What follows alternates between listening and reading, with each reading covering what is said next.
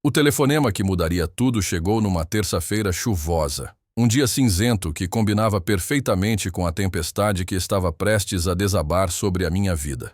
Eu estava no meu escritório, revisando os projetos para um novo complexo de apartamentos em Florianópolis, quando minha secretária, a fiel Lúcia, entrou com uma expressão preocupada. Senhor Arthur, é o gerente do Banco Central na linha. Ele parece urgente. Peguei o telefone, o peso familiar do aparelho de repente estranho na minha mão. Do outro lado da linha, a voz polida, mas inflexível de um homem chamado Ricardo soou, informando-me que um cheque da minha empresa, a Almeida em Filho Construções, no valor de R$ 87.500 destinado a um de nossos mais antigos fornecedores de aço, a Ferro Forte Litada, havia sido devolvido. A razão? Fundos insuficientes. Senti o sangue gelar nas minhas veias. Fundos insuficientes. Isso era impossível. Nossa empresa, que eu construí com minhas próprias mãos ao longo de 40 anos, era um pilar de estabilidade e confiança no setor. Nunca, em 4 décadas, um cheque nosso havia voltado. Deve haver algum engano, eu disse, minha voz mais firme do que eu me sentia. Nossas contas são robustas. Verifique novamente, por favor. A pausa do outro lado foi carregada de um profissionalismo frio. Senhor Almeida, nós verificamos 3 vezes. A conta corrente da sua empresa está substancialmente a descoberto. Desliguei o telefone, o zumbido da linha morta ecoando no silêncio do meu escritório. Olhei pela janela, para a chuva que listrava o vidro, e senti um nó de pânico e vergonha se apertar no meu estômago. O que o pessoal da Ferro Forte pensaria? O que meus funcionários diriam? Minha primeira reação foi ligar para meu filho, Leonardo. Afinal, eu havia lhe passado o controle financeiro da empresa há 5 anos. Ele era o filho na Almeida em Filho. Era para ser o meu legado, a continuação do meu sonho. Pai? Ele atendeu, sua voz abafada pelo que parecia ser o barulho de um restaurante caro. Aconteceu alguma coisa? Expliquei a situação, esperando alarme, preocupação, talvez até um pouco de pânico em sua voz. Em vez disso, o que recebi foi uma risada displicente. Ah, isso? Pai, relaxa. Deve ser um problema de sistema do banco, sempre acontece. Eu ligo para eles amanhã e resolvo. Não se preocupe com nada. E foi ali, naquela displicência, naquele relaxa, pai, que o primeiro fio de uma tapeçaria terrível começou a se soltar. Eu conhecia meu filho. Conhecia sua ambição, sua inteligência, mas também conhecia sua recente obsessão por um estilo de vida que parecia muito além de seu salário de CEO. Os carros importados, as férias exóticas de sua esposa, Sofia, as escolas particulares caríssimas para meus netos, Lucas e Clara. Eu havia atribuído tudo isso a bons investimentos, à genialidade financeira que eu esperava que ele tivesse. Eu estava errado, terrivelmente errado. Naquela noite, depois que todos foram embora, voltei ao escritório. O prédio estava escuro e silencioso, um mausoléu para a confiança que eu um dia tive. Usando minha senha mestra, uma que eu não usava há anos, entrei no sistema financeiro. O que descobri não foi um simples erro de sistema, foi uma carnificina. Uma sangria lenta e metódica que vinha acontecendo há anos. Transferências para contas que eu não reconhecia, pagamentos para empresas de fachada, faturas de cartões de crédito corporativos, recheadas de jantares de luxo, joias para Sofia e até mesmo a entrada de um iate. Ele não estava apenas vivendo bem, estava saqueando o império que eu construí. Mas a verdadeira punhalada, a que me fez perder o ar e me apoiar na mesa para não cair, veio quando acessei meus ativos pessoais. Leonardo, a quem eu havia dado uma procuração para facilitar o planejamento imobiliário, não havia planejado meu futuro. Ele havia roubado meu passado e meu futuro. A casa da família, onde criei meu filho, onde minha falecida esposa Helena e eu compartilhamos tantos sonhos, havia sido transferida para um fundo fiduciário em nome de meus netos. Nossa casa de praia no Guarujá, o mesmo destino. Meus investimentos liquidados e o dinheiro redirecionado. Ele não apenas me roubou, ele me deserdou, ele me apagou, garantindo que tudo o que eu construí fosse diretamente para sua linhagem, me deixando com a casca vazia de uma empresa que ele estava sangrando até a morte. Naquele escritório escuro, cercado pelos fantasmas do meu trabalho árduo e da minha fé cega, a dor deu lugar a uma fúria fria e cortante. Leonardo havia se esquecido de uma lição fundamental que tentei lhe ensinar. Eu construí esta empresa do nada, e se fosse preciso, eu a construiria novamente sobre as cinzas de sua traição. O jogo havia começado, e ele não fazia ideia das regras que eu estava prestes a reescrever. A base da Almeida em Filho não foi construída com concreto e aço, mas com suor e sacrifício. Comecei em 1983, com uma caminhonete usada, 2 caixas de ferramentas e um sonho maior do que minha conta bancária. Eu era Arthur Almeida, um homem que acreditava que uma promessa era tão sólida quanto a fundação de um prédio. Trabalhava de sol a sol, muitas vezes dormindo no local da obra para economizar tempo e dinheiro. Minha esposa, Helena, era minha rocha, trazendo café quente nas manhãs frias e cuidando de Leonardo enquanto eu estava fora, construindo o futuro deles tijolo por tijolo. Quando Leonardo nasceu, segurei-o em meus braços e vi não apenas meu filho, mas meu sucessor. Tudo o que eu fazia, cada contrato assinado, cada prédio erguido, era para ele.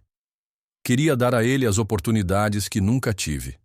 E por um tempo, pareceu que meu sonho estava se tornando realidade. Ele era um menino brilhante, rápido com os números e com um carisma que encantava os clientes. Ele se formou em administração com louvor e, em vez de buscar seu próprio caminho, pediu para se juntar à empresa. Meu coração transbordou de orgulho.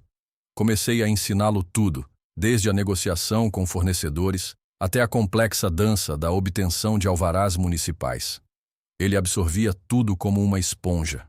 Aos 30 anos, ele já era meu braço direito. Foi ideia de Helena que mudássemos o nome para Almeida em Filho Construções. É o legado dele também, Arthur, ela disse com os olhos brilhando. Quando Helena faleceu, vítima de um câncer agressivo, o mundo perdeu a cor. Leonardo foi meu pilar. Ele cuidou dos arranjos do funeral, gerenciou os negócios enquanto eu me afogava na dor e me garantiu que o sonho de Helena viveria. Foi nessa época, em minha vulnerabilidade, que comecei a ceder mais e mais controle a ele.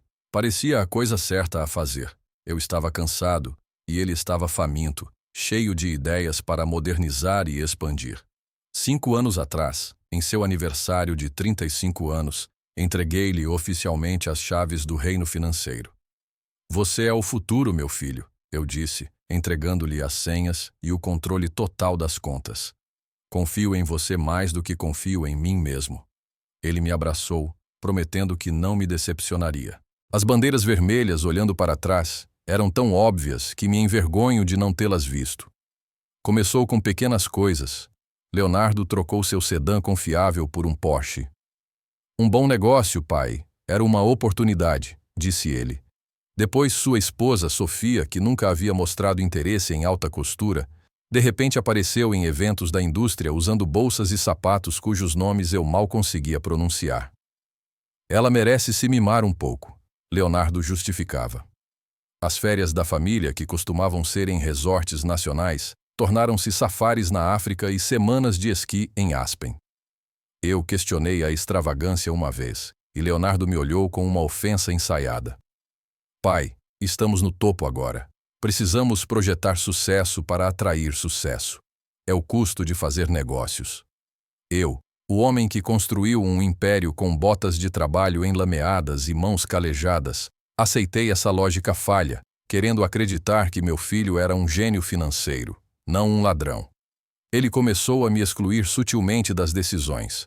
As reuniões financeiras eram agendadas quando eu estava visitando obras. Relatórios importantes eram esquecidos em sua mesa. Quando eu perguntava sobre os lucros, ele me dava respostas vagas sobre reinvestimento em crescimento e estratégias fiscais complexas. Eu deixei passar, dizendo a mim mesmo que estava velho, que o mundo dos negócios havia mudado e que eu deveria confiar na nova geração. A traição mais profunda, no entanto, foi a forma como ele usou meus netos contra mim.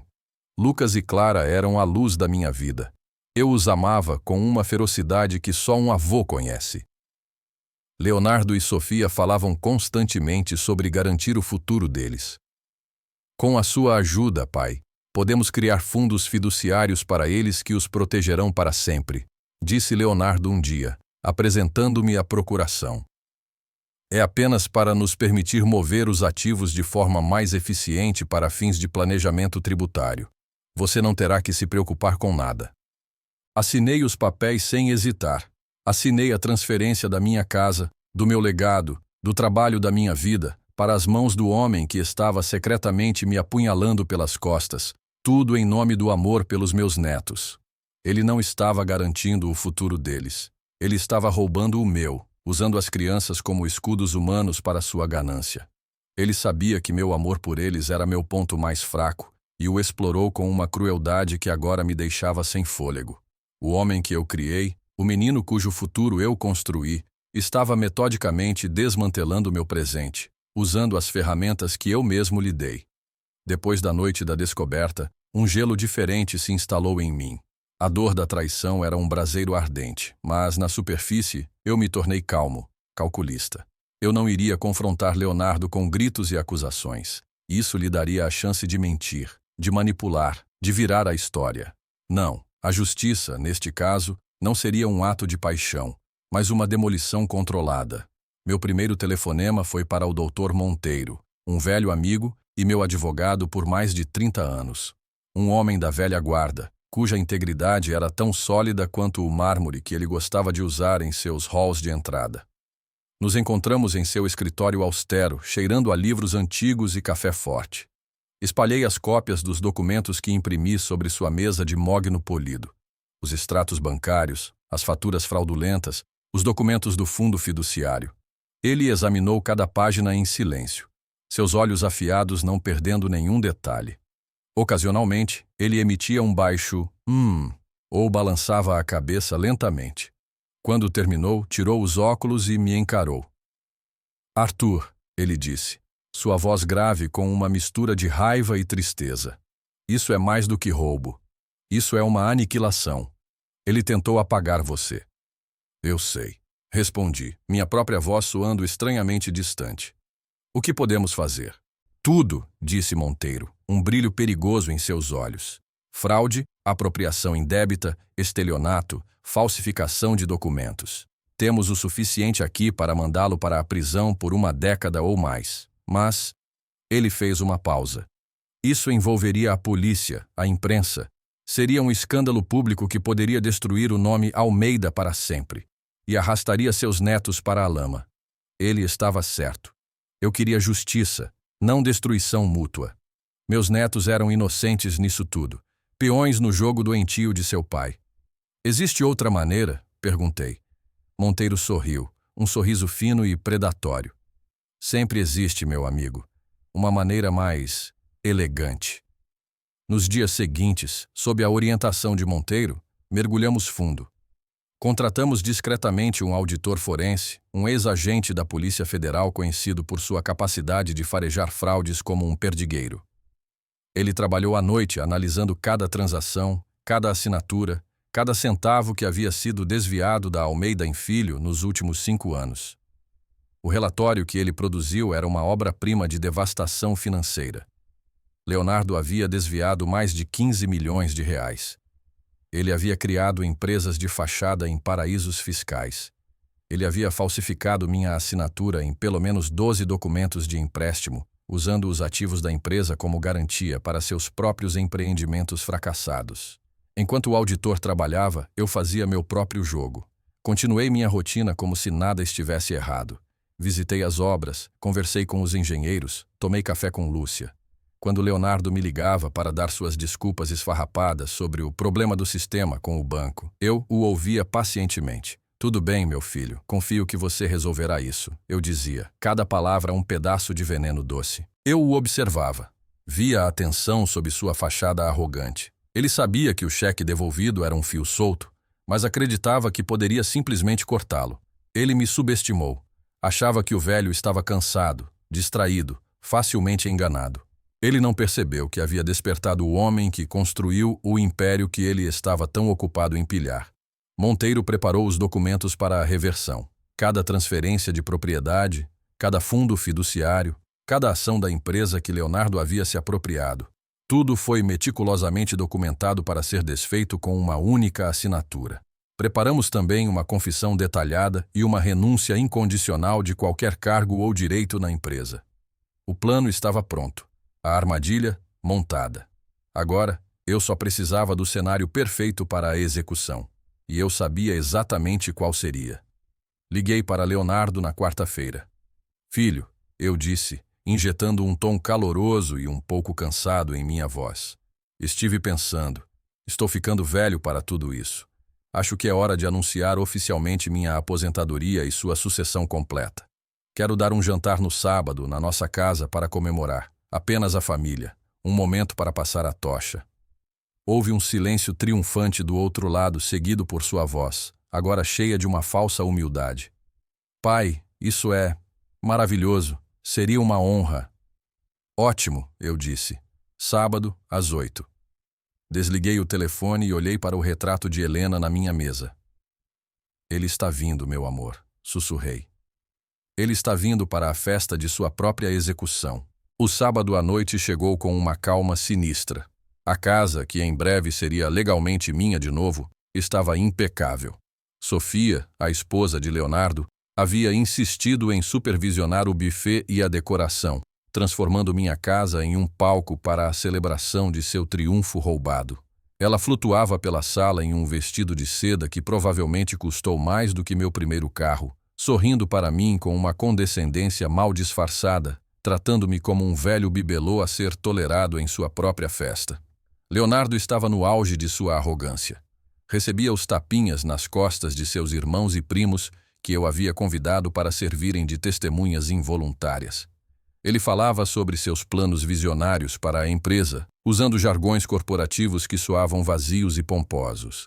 Ele levantou uma taça de champanhe. A meu pai, ele brindou, que construiu uma base sólida, e a mim que construirei arranha-céus sobre ela.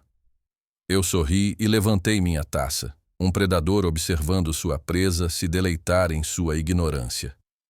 Meus netos, Lucas e Clara, corriam pela casa, alheios à tensão que se acumulava sob a superfície polida da noite. Vê-los me lembrava do que estava em jogo, não apenas meu legado, mas a alma da minha família. Após o jantar, quando o café foi servido na sala de estar, eu me levantei. Se me permitem, comecei, minha voz calma cortando a conversa.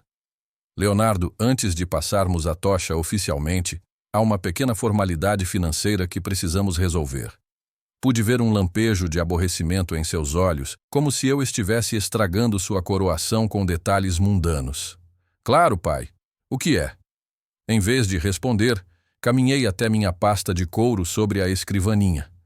Retirei um único documento e o coloquei na mesa de centro à sua frente. Era uma cópia do cheque de R$ 87.500, com o carimbo vermelho e gritante de sem fundo. O sorriso de Leonardo vacilou. Pai, já conversamos sobre isso, é um erro do... Não foi um erro, eu o interrompi, minha voz agora sem nenhum traço de calor. Abri a pasta e comecei a colocar os documentos sobre a mesa, um por um, como cartas em um jogo mortal de pôquer. Isso, eu disse, mostrando os extratos bancários. São os 15 milhões que você desviou. Um murmúrio percorreu a sala. Sofia congelou a xícara de café a meio caminho dos lábios. Isto, continuei, revelando as faturas do iate e das joias. É como você gastou o dinheiro destinado aos salários e fornecedores. E isto, eu disse, minha voz baixando para um rosnado perigoso, enquanto colocava os documentos do fundo fiduciário em cima da pilha. É a escritura da minha casa, a casa onde você cresceu, a casa que você roubou de mim enquanto eu ainda estava vivo. O rosto de Leonardo estava branco como um fantasma. Ele tentou falar. Gaguejou, mas nenhuma palavra saiu. Sofia começou a soluçar, um som patético na sala silenciosa. Você achou que eu não ia descobrir? Perguntei, inclinando-me sobre a mesa. Você achou que eu era tão velho, tão tolo, que você poderia simplesmente me apagar? Nesse exato momento a campainha tocou. Lúcia, minha secretária, que estava esperando o sinal, abriu a porta. Dr. Monteiro entrou, impecável em seu terno escuro, carregando sua própria pasta. Boa noite a todos, disse Monteiro, sua voz ressoando com autoridade. Peço desculpas pela interrupção. Ele se virou para Leonardo. Senhor Almeida Júnior, temos duas opções esta noite. Ele abriu sua pasta sobre a mesa ao lado da minha pilha de evidências. Opção A. O senhor e sua esposa assinam todos estes documentos. A reversão completa de todos os ativos roubados, a transferência de todas as ações da empresa de volta para seu pai e sua renúncia imediata e incondicional. O senhor sairá daqui hoje à noite sem nada além da roupa do corpo. Ele fez uma pausa, deixando o peso de suas palavras assentar. Ou, opção B. Ele tirou um documento final, uma queixa-crime detalhada. Eu não assino nada. E na segunda-feira de manhã, às 9 horas, este documento será protocolado na Delegacia de Crimes Financeiros. O senhor será preso em seu escritório por fraude, estelionato e uma dúzia de outras acusações. A escolha é sua. Leonardo olhou para mim, seus olhos suplicando, aterrorizados. Ele finalmente entendeu. Ele não estava mais jogando. Não havia mais mentiras, nem mais manipulações. Havia apenas a ruína, fria e absoluta. Tremendo, ele pegou a caneta que Monteiro lhe ofereceu. Olhou para Sofia, cujo rosto estava manchado de lágrimas e rímel. Sob o olhar chocado de toda a família, eles assinaram sua capitulação. Assinaram o fim de seu império de mentiras. E enquanto a caneta de Leonardo riscava o papel, eu não senti triunfo. Senti apenas o peso sombrio da justiça e o alívio profundo de ter salvado minha alma, meu legado, do meu próprio sangue. Após a noite da execução silenciosa, um novo tipo de silêncio se instalou na casa. Não era o silêncio pesado da dor, mas o silêncio limpo de um espaço que foi purificado. Leonardo e Sofia saíram naquela noite, deixando para trás o cheiro de perfume caro e promessas quebradas. Não houve despedidas dramáticas. A vergonha os havia deixado mudos. Nas semanas que se seguiram, retomei o controle da minha empresa com uma determinação renovada. O primeiro ato foi mudar o nome. A placa de latão polido na entrada agora dizia simplesmente Almeida Construções. O filho havia sido removido, uma amputação necessária para salvar o corpo da empresa. Tive que lidar com as consequências da pilhagem de Leonardo. A empresa estava em uma situação financeira mais precária do que eu imaginava. Tive que vender alguns ativos, renegociar dívidas e, o mais doloroso de tudo, demitir alguns bons funcionários. Mas em cada conversa, fui honesto. Expliquei que a empresa estava passando por uma reestruturação após uma má gestão grave e prometi que a reconstruiríamos mais forte do que antes. A maioria entendeu e respeitou a transparência. A notícia do que aconteceu se espalhou pelo nosso círculo social não por mim, mas pelo colapso do estilo de vida de Leonardo. O Porsche foi rebocado. A mansão em que viviam foi colocada à venda. Sofia, que antes presidia comitês de caridade, desapareceu da vida pública. Eles haviam se tornado uma história de advertência sussurrada em jantares. Quanto a mim, concentrei-me no futuro, especialmente no dos meus netos. O amor que eu sentia por Lucas e Clara não havia diminuído, mas a forma como eu o expressaria mudou para sempre. Cancelei os fundos fiduciários que Leonardo havia criado e, com a ajuda de Monteiro, estabeleci novos à prova de balas que eu controlaria diretamente até que eles atingissem a maioridade. Seu futuro estava seguro, não por causa de seus pais, mas apesar deles. Eu os via nos fins de semana. Leonardo e Sofia os deixavam no portão, evitando meu olhar. As crianças estavam confusas no início, mas eu não lhes falava sobre a traição de seus pais. Em vez disso, falava-lhes sobre o valor do trabalho honesto. Eu os levava para as obras, deixava-os sentir a textura da areia e do cimento. Explicava-lhes que cada tijolo representava uma promessa cumprida. Eu estava lhes dando a educação que falhei em dar ao meu próprio filho. Certa tarde, 6 meses depois, Lucas, meu neto de 10 anos, estava sentado comigo no escritório. Ele olhou para o novo letreiro em um dos projetos e disse: "Vovô, por que não diz mais e filho?" Olhei para ele, para seus olhos jovens e curiosos, e soube que precisava lhe dar uma versão da verdade que ele pudesse entender. "Por quê, meu querido?" eu disse, colocando a mão em seu ombro. Às vezes as pessoas que amamos cometem erros muito grandes, e quando isso acontece, temos que consertar as coisas e começar de novo, da maneira certa. Ele assentiu, parecendo satisfeito com a resposta. Naquele momento, percebi que minha vingança não foi o confronto naquela noite. Minha verdadeira vingança era esta: reconstruir, ensinar, garantir que o nome Almeida, para a próxima geração, fosse sinônimo de integridade, não de ganância. Não me tornei um homem amargo. A dor da traição de Leonardo sempre será uma cicatriz em meu coração, um lembrete sombrio de como a confiança pode ser despedaçada. Mas não deixei que isso me definisse. Encontrei um novo propósito, não apenas em administrar minha empresa, mas em ser o guardião do futuro de meus netos. A tocha que eu tentei passar para meu filho foi extinta por sua própria mão, mas eu acendi duas novas, menores e mais brilhantes para Lucas e Clara, e eu as protegeria com tudo o que me restava. Eu não estava mais construindo arranha-céus, estava construindo pessoas. E esse, percebi, era o único legado que realmente importava. Agora, eu quero perguntar a você: o que é mais difícil de perdoar? O roubo financeiro ou a quebra de uma confiança tão profunda vinda de um filho? Você acha que Arthur agiu certo ao confrontar Leonardo daquela maneira, ou deveria ter escolhido um caminho diferente? Deixe sua opinião aqui nos comentários. Se você se emocionou com esta jornada de traição e redenção, por favor, clique no botão curtir e inscreva-se no nosso canal. Fazendo isso, você não perde nenhuma das histórias emocionantes que postamos diariamente. E não se esqueça de deixar sua classificação de 1 a 10 para esta história. Eu quero muito saber o que você achou, pois sua opinião me ajuda a trazer mais conteúdo que seja do seu agrado. Dê uma olhada no vídeo que está aparecendo na sua tela agora para mais uma história cativante. Até breve. M.